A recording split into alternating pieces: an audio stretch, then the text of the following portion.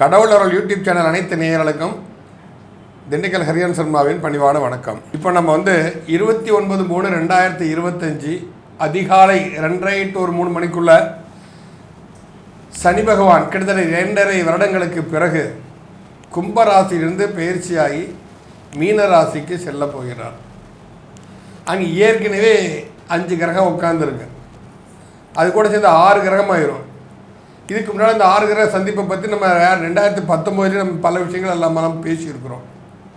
இப்போது இது போன்ற சூழ்நிலையில் இந்த சனிப்பெயர்ச்சி சஞ்சாரத்தினால் என்னென்ன நடக்கும், எந்தெந்த ராசிக்காரர்களுக்கு நன்மை தீன்மைகள் எப்படியெல்லாம் இருக்குங்கிறத பற்றி என் கூட கலந்துரையாடல் பண்ணுறதுக்கு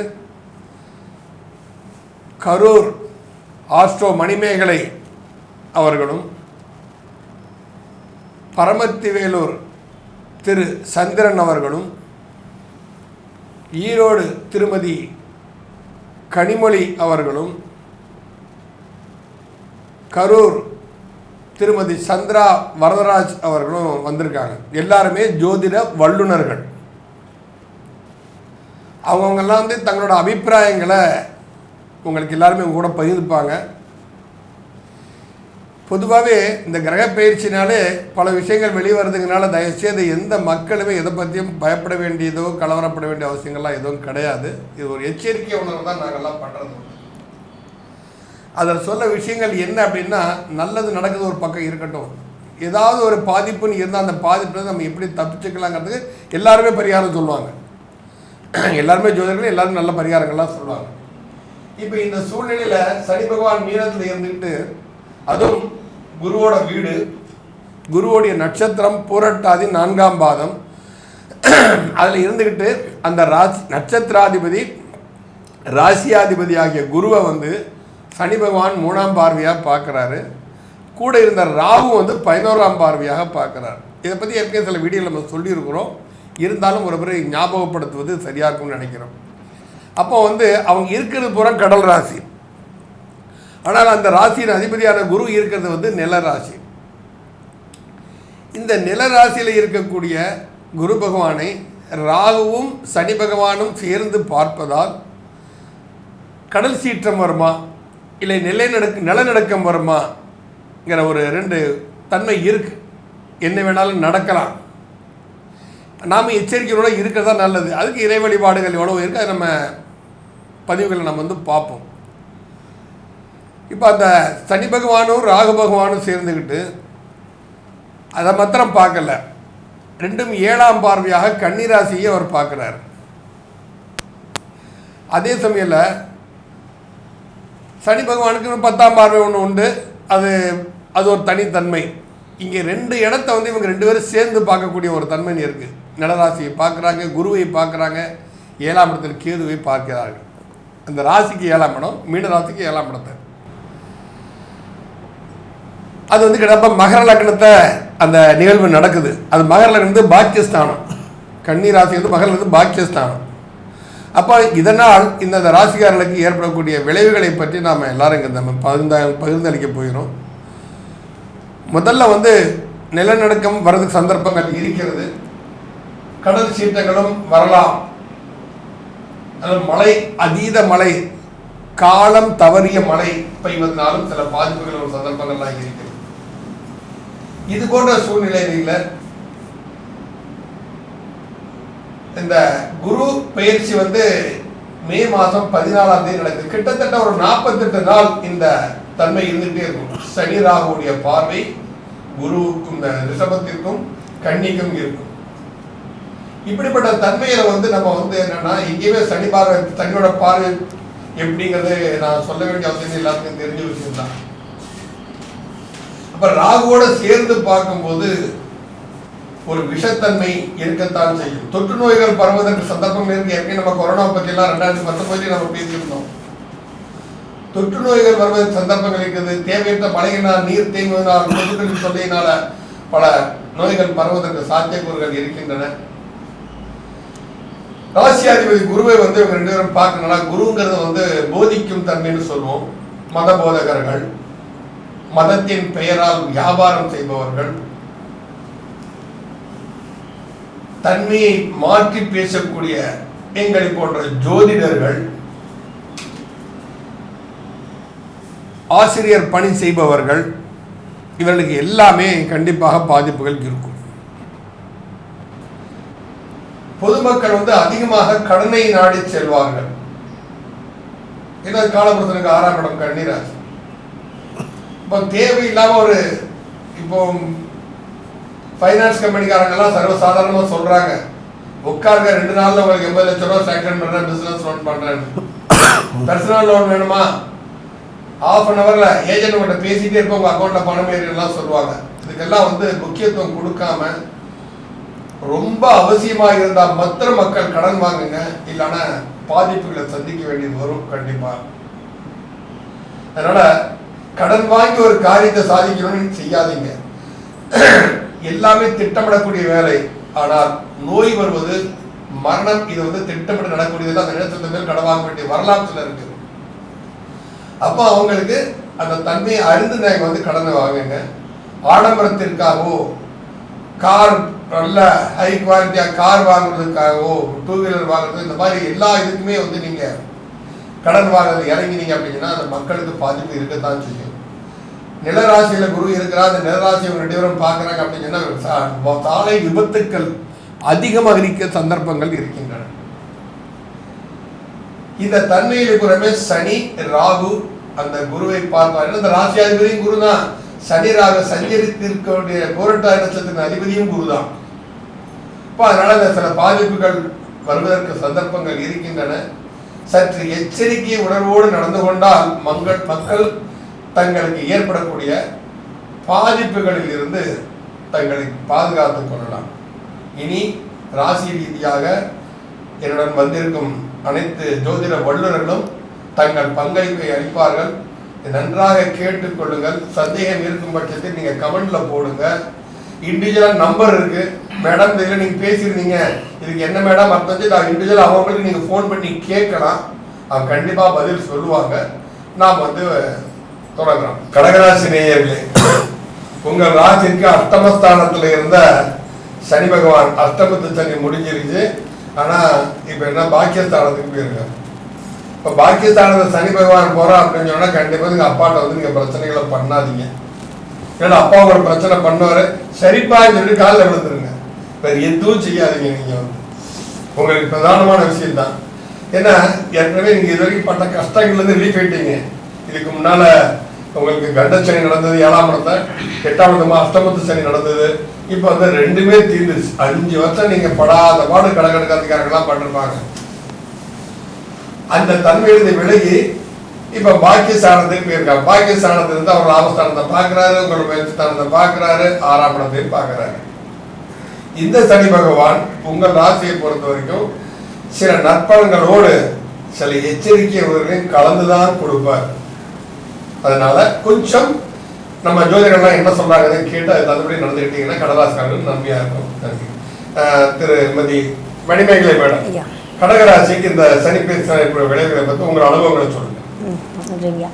இப்போது கடகராசி நேயர்கள், கடக லக்னமாக இருந்தாலும் சரி, கடக ராசியாக இருந்தாலும் சரி, இப்போ இந்த சனிப்பெயர்ச்சி அப்படிங்கிறது மெயினாக சகோதர பாவம் அப்படிங்கிற இடத்த பார்க்குறதுனால இப்போ 2வது குழந்தை அப்படிங்கிற ஒரு விஷயம்னா சகோதர பாவங்கள்லாம் இருக்கிறவங்க கல்யாணமான தம்பதிகள் அப்படின்னா 2வது குழந்தை அப்படிங்கிறதெல்லாம் இப்போ கிடைக்கிறதுக்கான வாய்ப்பு, கடகராசி இருக்கிறவங்க வீட்டில் இருக்கிறதுக்கு சகோதரி பாவங்கள்லாம் கிடைக்கிறதுக்கு உண்டான வாய்ப்பை இப்போ கொடுக்கும்.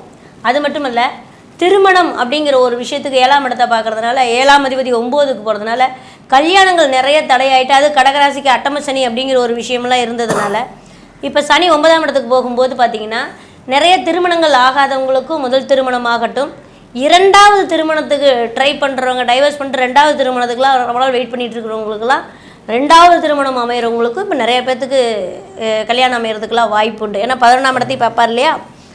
அதனால் செகண்ட் மேரேஜுக்கும் ஈஸியாக இருக்கும், முதல் திருமணத்திற்கும் நல்லா இருக்கும்.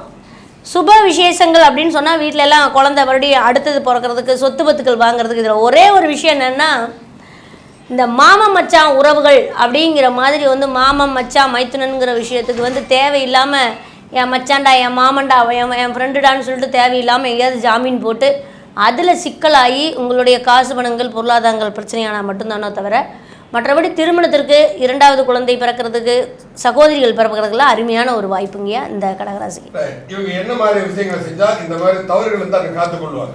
வழிபாடு அப்படிங்கிற ஒரு விஷயம் பார்த்தீங்கன்னா, இப்போ நீங்கள் இந்த திருமண தடை இருக்கிறவங்களாம் வந்து திருக்கல்யாணம் பார்க்குறதுங்கிறது விசேஷமாக. ஏன்னா குரு வீட்டில் 9ஆம் இடத்துல சனி இருக்கிறதுனால திருக்கல்யாணங்கள் பார்க்குறது, திருக்கல்யாணங்கள் பண்ணி வைக்கிறது, சாமிக்கெலாம் கல்யாணம் திருக்கல்யாணம் பண்ணி வைக்கிறதெல்லாம் அருமையான விஷயமா இருக்கும். 3ஆம் இடம் அப்படிங்கிறதுனால பார்த்திங்கன்னா ஒரு டாக்குமெண்ட்ஸ் சம்மந்தப்பட்ட விஷயங்களுக்கு பிரச்சனை இருக்கிறவங்களுக்கு ஹெல்ப் பண்ணுறது ரொம்ப இருக்கும். இந்த சர்வேர் பிரச்சனை போக்குவரத்துலாம் இருந்ததுன்னா அவங்களுக்கு கூட போய் ஹெல்ப் பண்ணுறதெல்லாம் இது அருமையாக இருக்கும். ஏன்னா எல்லாமே சாமிக்கிட்டே போய் வழிபாடு அப்படிங்கிறத விட இந்த மாதிரி வந்து ஒரு நிலவரங்களில் பிரச்சனை இருக்குது, டாக்குமெண்ட்ஸ் வந்து அவங்களுக்கு அதுக்கான சொல்யூஷன் கொடுத்தா கூட நமக்கு அது நல்ல பலனை கொடுக்குங்க ஐயா. அருமை அருமை, நல்ல ஒரு அற்புதமான இது சொன்னீங்க. திரு சந்திரன் சார், உங்கள் இதில் வந்து அனுபவத்தில் வந்து கடகராசியோட பலங்கள் எப்படி சொல்லுங்க? இப்போ கடகராசிக்கு வந்து பார்த்தீங்கன்னா அஷ்டமச்சனி விலகுதுங்க, கஷ்டம் குறையுதுங்க.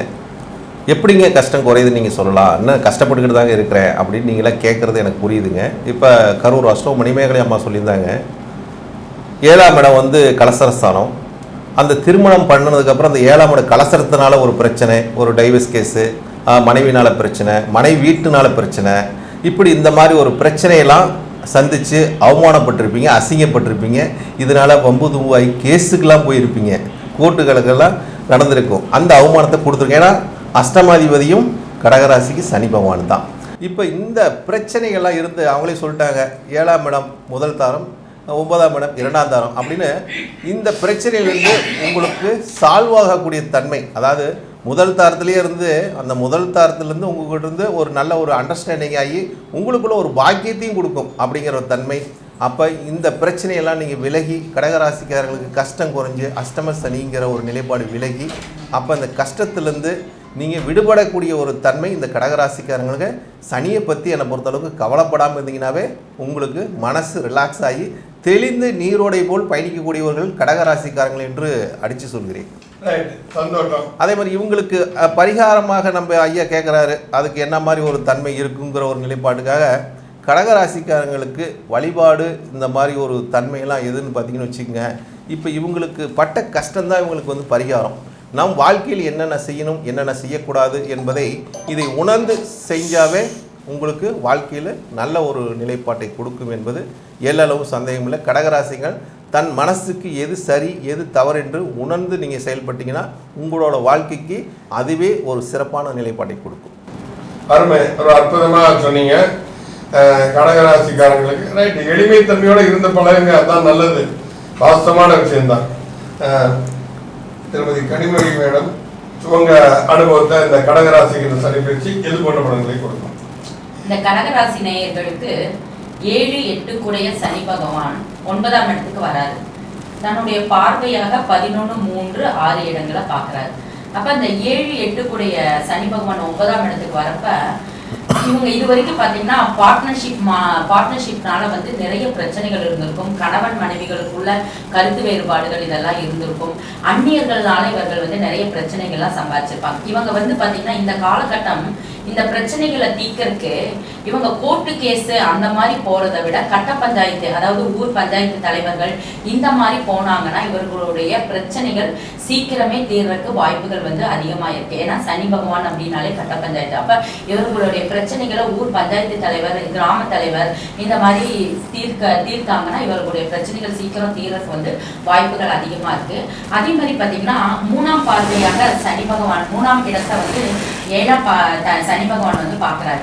அப்ப இந்த 3ஆம் இடத்தை பார்க்கும்போது இந்த கடகராசிக்காரங்க மிக கவனமாக இருக்கணும். அதாவது கம்யூனிகேஷன் சம்பந்தப்பட்ட விஷயங்கள்ல, பப்ளிக் மீடியால, சோசியல் மீடியால இருக்கக்கூடியவங்க, அதாவது இந்த கடகராசிக்காரங்க நிறைய பாத்தீங்கன்னா அரசியல்வாதிகளா இருக்கிறதுக்கு வாய்ப்புகள் அதிகம். இவர்கள் வந்து மிகுந்த கவனமுடன், அதாவது சொல்ல காப்பாற்ற முடியாத சூழ்நிலை இவர்களுக்கு உருவாகும். அதனால இவங்க கொடுக்கக்கூடிய வாக்குறுதிகளை மிக கவனமா கொடுக்கணும். இல்லைன்னா இவர்கள் வந்து அவமானங்களையும் பிரச்சனைகளையும் சந்திக்கக்கூடிய வாய்ப்புகள் அதிகமா இருக்கு. இது மெயினா வந்து பாத்தீங்கன்னா அரசியல்வாதிகளுக்கு இது பொருந்தும்.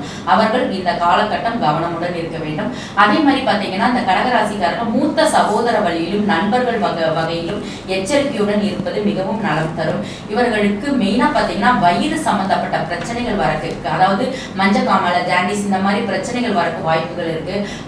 அதற்கு ரீதியான மருத்துவ சிகிச்சை வந்து இவங்க எடுத்துக்கொள்றது இவர்களுக்கு சிறப்பு தரும். இவர்களுக்கு வழிபாடு அப்படிங்கிறது என்ன அப்படின்னு பாத்தீங்கன்னா, இவங்க வந்து கடல் சார்ந்த பகுதிகளில் செல்றதும், அடிக்கடி கடல்ல குளிக்கிறதும், அதே மாதிரி அப்படி இல்லை அப்படின்னா அவங்களுடைய பிறந்த கிழமை அன்றைக்கு கல்லுப்பு போட்டு தண்ணியில குளிக்கிறதும் இவர்களுக்கு மிகுந்த சரியான பரிகாரம் தரும். ஏன்னா இந்த காலகட்டம் அவங்களுக்கு சில பிரச்சனைகளை சந்திப்பாங்க. அதிலிருந்து மீள்வதற்கு இந்த பரிகாரம் மிகுந்த ஒரு எளிமையான பரிகாரம், மிகுந்த வாழ்வியல்ல மிகுந்த சிறப்பு தரும் அப்படிங்கிறத நான் தெரிவிச்சுக்கிறேன். ரொம்ப அருமையா சொன்னீங்க. உப்பு தண்ணியில குளிக்கிறது நல்லது சனி பகவானை பொறுத்த வரைக்கும்.